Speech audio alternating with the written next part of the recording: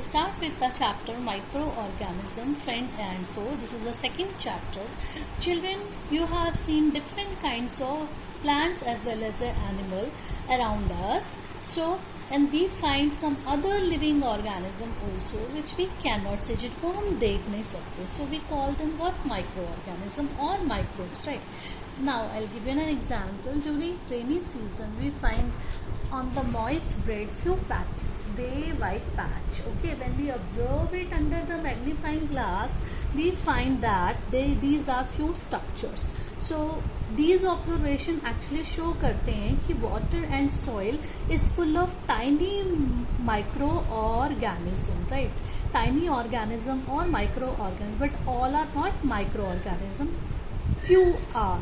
So how we come to know? When we observe the few drops, when we take it from the pond and put it on the slide and see under the microscope, we find the structures. Okay, so these small tiny structures which cannot be seen with the naked eye, okay, but can be only visible under the microscope, are known as microorganism. Okay bachche, they are classified basically into four major groups: bacteria, fungi, protozoa as well as algae, right? And another group is also known as viruses. Viruses are actually on the borderline. What does it mean? It means that the viruses are also microscopic organism, but when they are outside the body they are dead, but when they are inside the body they are living, and they are responsible for the harmful diseases like chickenpox, okay,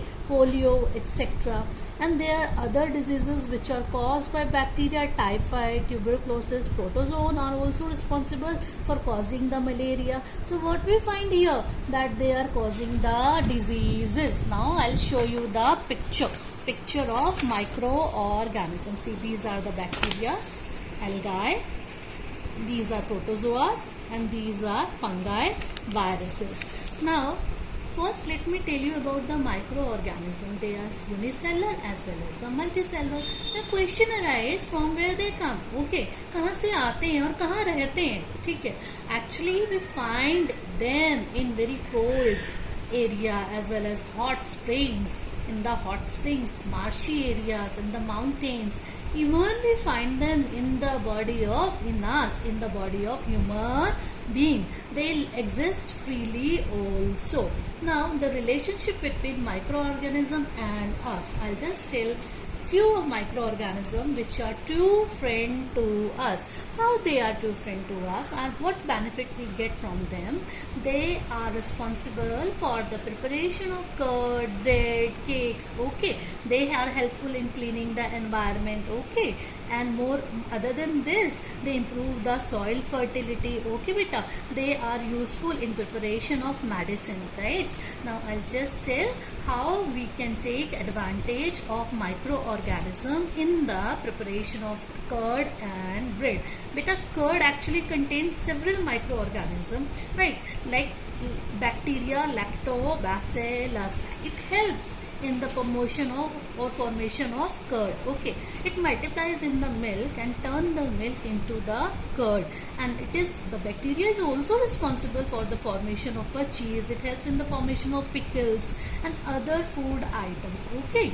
Other than these, there are other microorganisms like yeast which are responsible for the formation of what? Fermentation. It is a process, right, which helps in the baking industry. Actually yeast reproduces or multiply, right, produces carbon dioxide in the absence of oxygen, and this gas fills the dough and increases the volume and helps in the baking industry by making breads, pastries as well as cakes, okay.